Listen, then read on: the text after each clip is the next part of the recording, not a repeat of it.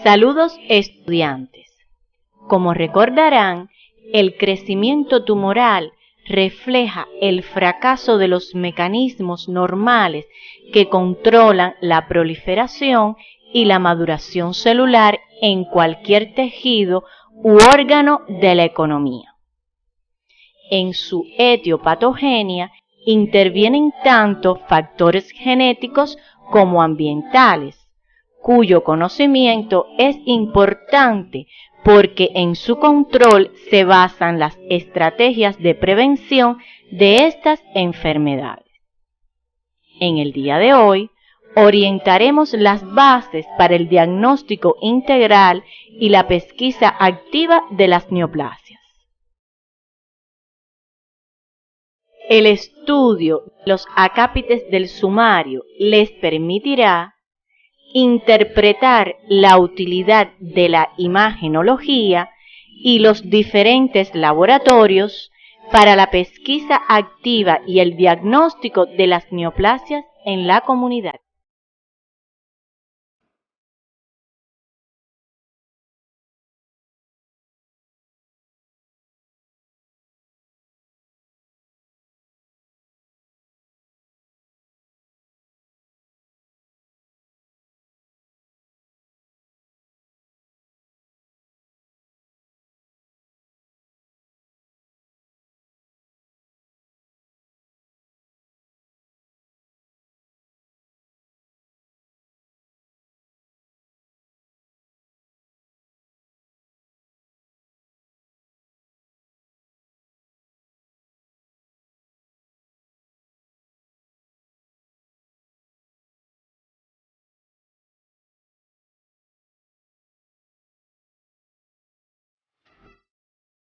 El examen de las características morfopatológicas de una neoplasia es importante para diagnosticar y clasificar el tumor, elegir el tratamiento adecuado, evaluar su efectividad y contribuir al conocimiento del pronóstico de su comportamiento. Para realizar el examen morfopatológico de los tumores en los laboratorios de patología, se analiza el grado de diferenciación tumoral y la estadificación o evaluación de su extensión local, así como la diseminación regional y sistémica. La gradación de un tumor se basa en dos indicadores de agresividad neoplásica: el grado de diferenciación de las células tumorales respecto al tejido de origen y el número de mitosis. Atendiendo a esto, los cánceres se clasifican del 1 al 4 a medida que aumenta la anaplasia.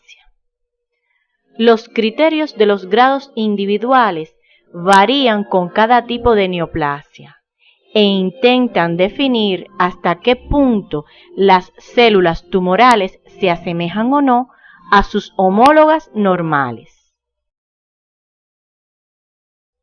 Ejemplo: observen en la imagen histológica de la glándula mamaria normal los conductos glandulares. En un carcinoma mamario bien diferenciado se encuentran estructuras que recuerdan pequeños conductos o espacios glandulares, mientras que uno poco diferenciado no muestra signos de diferenciación glandular. El primer caso se acompaña de un número menor de mitosis. La estadificación del cáncer se basa en el tamaño del tumor primario, la extensión a los ganglios linfáticos regionales y la presencia o no de metástasis a distancia. Estos indicadores son útiles para determinar las posibilidades de supervivencia una vez diagnosticado un cáncer. existen varios sistemas para estadiar un tumor. Uno de los más empleados es el sistema TNM, propuesto por la Unión Internacional contra el Cáncer. Está demostrado que la estadificación tiene mayor valor clínico que la gradación. La clasificación TNM varía para cada forma específica de cáncer, pero existen principios generales. La letra T hace referencia al tamaño del tumor primario. La N a la afectación de los ganglios linfáticos. Y la M a las metástasis a distancia. Cada letra se acompaña de un número que va en aumento según la gravedad del aspecto en estudio. Ejemplos. El T0 indica una neoplasia in situ, mientras que un tumor T3 o T4 es de mayor tamaño que otro T1 o T2. El N0 significa que no existe infiltración ganglionar linfática, mientras que N1 a N2 significa una afectación ganglionar creciente en número y rango de cadenas linfáticas locales y distantes. La M0 denota que no hay metástasis a distancia, mientras que M1 y M2 indican la presencia de metástasis por vía sanguínea con una estimación respecto a su cantidad. El diagnóstico de las neoplasias se basa en las manifestaciones clínicas y las evidencias que aportan los métodos de imagenología y los exámenes de los laboratorios, principalmente el estudio citohistológico del tejido sospechoso de tumor. En estos procesos patológicos es importante no solo el diagnóstico correcto, sino hacerlo de forma precoz, es decir, en los estadios tempranos de la enfermedad. La pesquisa activa de las enfermedades neoplásicas en los individuos sanos de la comunidad es importante para el diagnóstico precoz del cáncer. Ambas constituyen pilares para lograr mayores tasas de curación y supervivencia. La imagenología se utiliza ampliamente en la pesquisa activa y en el diagnóstico del cáncer, ya que orienta hacia la benignidad o malignidad lesional. Permite la localización del tumor en los órganos afectados, así como determina la presencia de metástasis a distancia. Datos de gran valor para la elección de la terapéutica quirúrgica o medicamentosa. Y el conocimiento sobre la evolución y el pronóstico de la neoplasia. Además, es útil como guía para la obtención de las muestras para biopsias.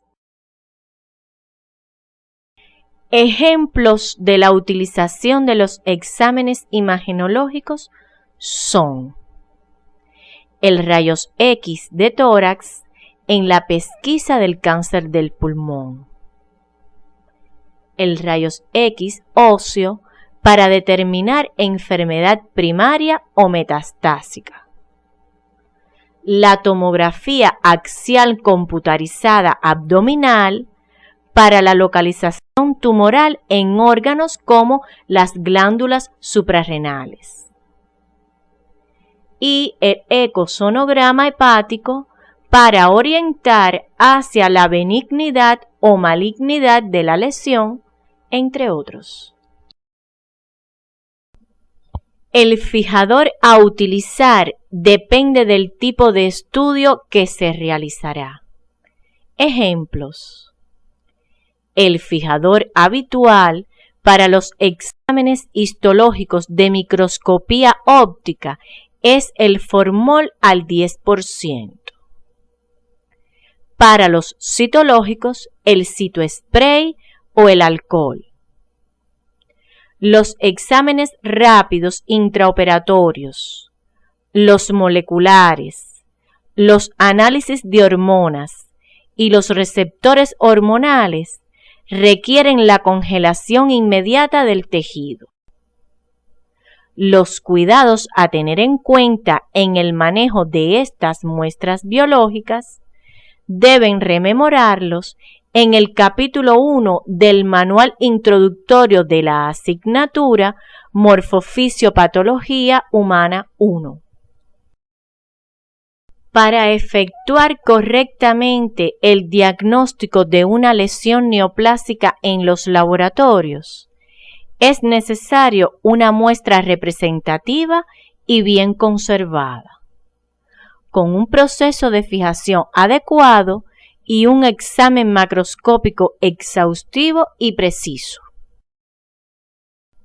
Existen varios métodos citopatológicos para obtener la muestra de tejido de una lesión presumiblemente neoplásica. Entre los más utilizados están los extendidos o frotis citológicos, la aspiración por aguja fina, las biopsias incisional, excisional, transoperatoria, por aspiración con aguja gruesa o con trócar, endoscópica y por curetaje o legrado, en dependencia de la localización del proceso neoplásico. La extensión citológica, conocida también como método de Papa-Nicolau, se fundamenta en la pérdida de cohesión de las células neoplásicas y en sus características de aneaplasia. No se observa tejido estructurado, solo células aisladas o en grupos pequeños. Este método permite la diferenciación entre las células normales, displásicas y cancerosas, por lo cual es útil para evidenciar los cambios celulares característicos de la neoplasia in situ. Es el método de elección para la pesquisa y el diagnóstico precoz del carcinoma de cuello uterino. Las extensiones citológicas son útiles también en el diagnóstico de los carcinomas de mama, endometrio, vejiga, próstata, estómago y broncógeno de pulmón, entre otros, así como en la identificación de células tumorales malignas en líquidos abdominal, pleural, cefalorraquídeo y articulares que demuestran la presencia de un cáncer, como las células neoplásicas propias de un adenocarcinoma seroso papilar del ovario en un examen citológico de líquido ascítico que se observan en la imagen. La aspiración con aguja fina consiste en la obtención de células con una aguja de pequeño calibre seguida del examen microscópico de la extensión teñida. Es útil porque ofrece evidencias para establecer un diagnóstico del cual depende la elección del tratamiento quirúrgico o medicamentoso. En lesiones palpables como las de la mama, el tiroides y los ganglios linfáticos, entre otros. Las técnicas de imágenes modernas posibilitan que pueda aplicarse a lesiones en órganos profundos. Ejemplos: el páncreas, el pulmón y el encéfalo. La biopsia por congelación es útil para determinar de forma rápida la naturaleza benigna o maligna de una masa tumoral, con el objetivo de tomar una conducta terapéutica durante el acto quirúrgico, o para evaluar los márgenes quirúrgicos de un cáncer escindido y comprobar si se ha resecado o no todo el tejido tumoral. El diagnóstico del cáncer en los laboratorios se realiza fundamentalmente por la microscopía óptica. Son importantes también la inmunofluorescencia, la microscopía electrónica, la inmunohistoquímica, las técnicas de diagnóstico molecular, la citometría de flujo y los marcadores tumorales, entre otras. Referiremos algunos de ellos. La inmunohistoquímica se basa en la reacción antígeno-anticuerpo que utiliza los anticuerpos monoclonales específicos para la identificación de productos celulares o marcadores de superficie, que constituyen evidencias diagnósticas útiles en la clasificación de tumores malignos indiferenciados, leucemias y linfomas, la determinación del lugar de origen de tumores metastásicos y la detección de moléculas que tienen significado pronóstico o terapéutico. Ejemplo: un paciente presenta una lesión nodular en el pulmón. Se le realiza una lobectomía parcial con biopsia excisional. El examen macroscópico sugiere un carácter epitelial. Histológicamente, con la coloración de hematoxilina y eosina, se diagnostica un carcinoma pobremente diferenciado o indiferenciado, como también puede llamársele. Para efectuar el diagnóstico definitivo, se les realizó una técnica inmunohistoquímica para identificar citoqueratinas, la cual fue positiva, confirmando la sospecha de tumor de origen epitelial. Los estudios moleculares ofrecen evidencias que se emplean en el diagnóstico y en el pronóstico de las neoplasias malignas, en la detección de enfermedad mínima residual luego del tratamiento, en el diagnóstico de la predisposición hereditaria al cáncer y en el análisis de micromatrices de ADN y proteómica.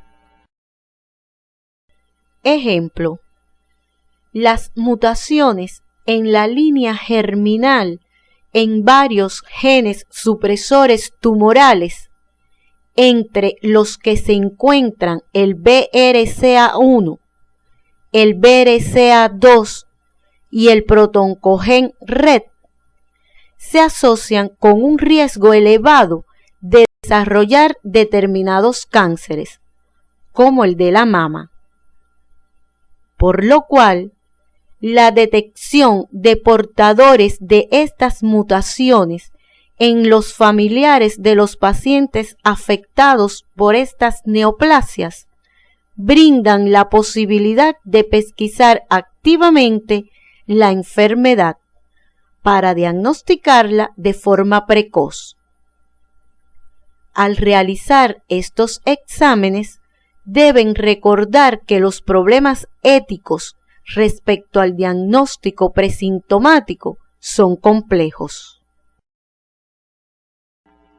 La citometría de flujo mide cuantitativamente de forma rápida varias características individuales de las células, tales como los antígenos de membranas y el contenido en ADN de las células tumorales.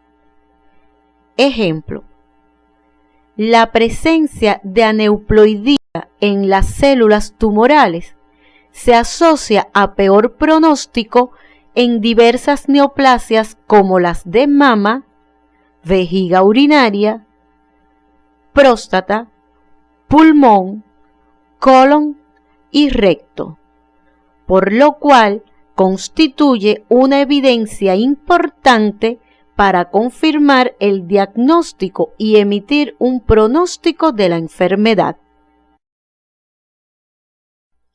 Los marcadores tumorales son indicadores bioquímicos de la presencia de un tumor. Incluyen los antígenos de superficie celular, las proteínas citoplasmáticas, las enzimas y las hormonas. No son herramientas primarias en el diagnóstico del cáncer, sino pruebas de laboratorio que apoyan su diagnóstico. Algunos de ellos, además, tienen valor para determinar la respuesta a la terapéutica y para indicar las recidivas durante el periodo de seguimiento.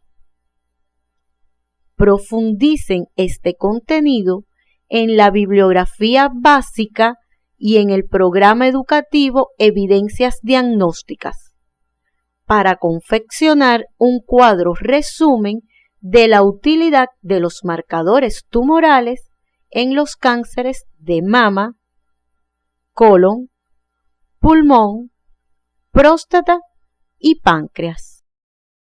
Otros exámenes de laboratorio que aportan evidencias para el diagnóstico del cáncer son los estudios analíticos. La velocidad de sedimentación globular, que se encuentra generalmente acelerada, el hemograma, que refleja la anemia que se produce, y las alteraciones leucocitarias en algunos tipos de tumores. Profundicen este contenido en el programa educativo Evidencias Diagnósticas. Para significar la utilidad de la imagenología y los diferentes laboratorios en la pesquisa y el diagnóstico precoz de las neoplasias, les presentamos el siguiente ejemplo. En una comunidad donde se realizó mamografía a mujeres mayores de 40 años como pesquisa de cáncer de mama, se detectó una paciente asintomática con lesión no palpable al examen físico, pero sospechosa de malignidad en dicho examen imagenológico. Para corroborar el diagnóstico, se le indicó una biopsia aspirativa con aguja fina guiada por imagen, evidenciándose un carcinoma de mama. Se intervino quirúrgicamente y se realizó una biopsia por congelación. El examen macroscópico de la muestra constató una lesión tumoral de 33 milímetros de diámetro e histológicamente un carcinoma ductal infiltrante mamario con márgenes quirúrgicos libres de tumor.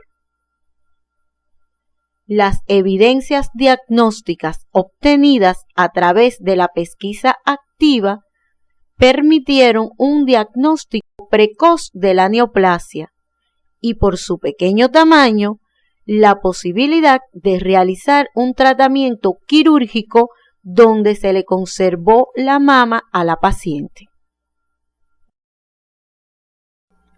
Posteriormente, se realizaron estudios histológicos de la totalidad de la muestra escindida, donde se confirmó el diagnóstico intraoperatorio y se realizó la gradación tumoral y la estadificación.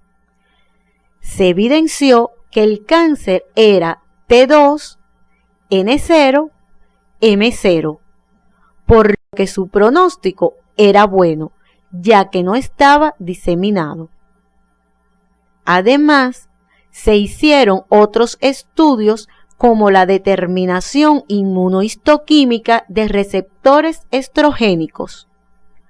Su resultado positivo expresó la presencia de la proteína receptora de estrógenos, lo que constituye un indicador de buen pronóstico. Y de marcadores tumorales como el HER2-Neu, que tuvo un resultado negativo, por lo cual no se expresó el oncogen HER2-Neu, lo que indicó también buen pronóstico. Todos estos estudios de laboratorio brindan evidencias útiles no solo para el diagnóstico, sino para establecer el tratamiento y el pronóstico de la enfermedad.